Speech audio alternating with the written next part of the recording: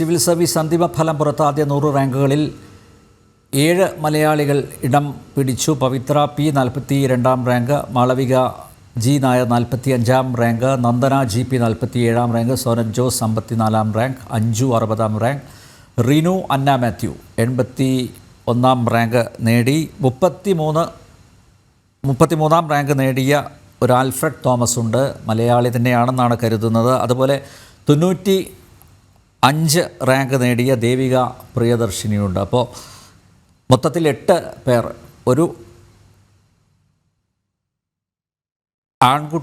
ആൺകുട്ടി അടക്കം 8 പേർ ഈ ആദ്യ 100 റാങ്കുകാരുടെ പട്ടികയിൽ വന്നിട്ടുണ്ട് എന്നാണ് മനസ്സിലാക്കുന്നത്. സ്ത്രീകളാണ് കരുത്ത് കാണിച്ചിരിക്കുന്നത്. നന്ദന പ്രതികരിക്കുന്നുണ്ട് അതിലേക്ക്. ഒന്നും പ്രതീക്ഷിച്ചിട്ടുണ്ടായിരുന്നില്ല, അപ്പോൾ കിട്ടിയതിൽ വലിയ സന്തോഷം. എത്രാമതാണിത്? എത്രാമത്തെ അറ്റംപ്റ്റിലാണ് പാസ്സായി വരുന്നത്?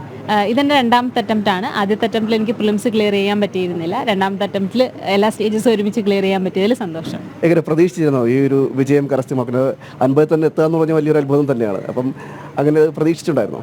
ഇല്ല, അങ്ങനെ പ്രതീക്ഷകളൊന്നും ഉണ്ടായിരുന്നില്ല. റാങ്ക് ലിസ്റ്റിൽ എവിടെയെങ്കിലും വരണം എന്നൊരാഗ്രഹം മാത്രമേ ഉണ്ടായിരുന്നുള്ളൂ. അത് എത്താൻ കഴിഞ്ഞതിൽ സന്തോഷം. ഈ സിവിൽ സർവീസ് ഒരു വലിയ മോഹമാണ്, സാധാരണക്കാർക്ക് എത്തിപ്പിടിക്കാൻ പറ്റുന്നതിനും അപ്പുറത്തുള്ളൊരു മോഹമാണ്. അത് കരസ്ഥമാക്കുക എന്ന് വെച്ചാൽ അതിനേക്കാൾ വലിയ ഒരു പ്രയത്നം ഇതിൻ്റെ പിന്നിൽ വേണം. എങ്ങനെയായിരുന്നു ഇത്? കുട്ടിക്കാലം മുതലുള്ള ആഗ്രഹമായിരുന്നോ അതോ അതിന് പിന്നീട് ശേഷമാണോ ഈ സിവിൽ സർവീസ് ഒരു മോഹം മനസ്സിൽ വെച്ചത്?